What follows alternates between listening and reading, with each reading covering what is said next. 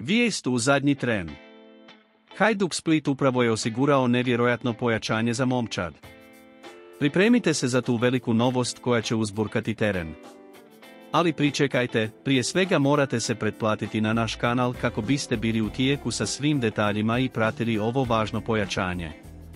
Ne gubite vrijeme, pretplatite se odmah i ne propustite nijednu informaciju o ovom bombastičnom pojačanju. Leon Dajaku je najnovije pojačanje Hajduka.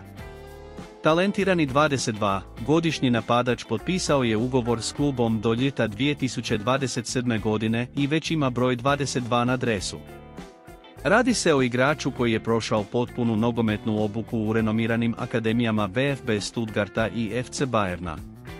Svojim neospornim talentom i potencijalom, Leon je poznat po svojoj iznimnoj prilagodljivosti i sposobnosti da igra na različitim pozicijama, bilo kao krilo, napadač ili čak lažna devetka.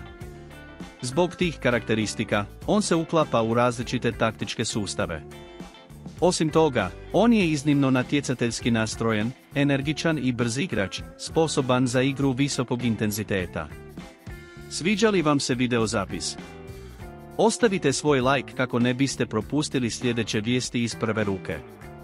U intervjuu, igrač je poslao poruku navijačima: "Divno je biti ovdje, stekao sam odličan prvi dojam o klubu i gradu.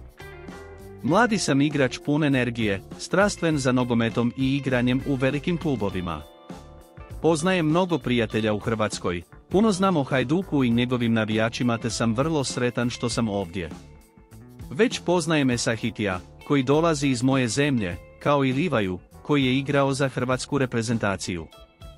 Radujem se što sam dio Hajduka i daću sve od sebe na terenu. Nadam se da ćemo imati fantastičnu sezonu zajedno." To su prvi dojmovi Leona nakon potpisa za bijele. Sada je vaš red. Ostavite komentar u nastavku o tome što mislite o ovom nevjerojatnom pojačanju. Slažete li se da će Leon Dajaku biti ključan igrač u momčadi Hajduk Splita? Jeste li uzbuđeni da ga vidite u akciji? Izrazite svoje mišljenje i nemojte zaboraviti pretplatiti se na naš kanal kako ne biste propustili nijednu novost.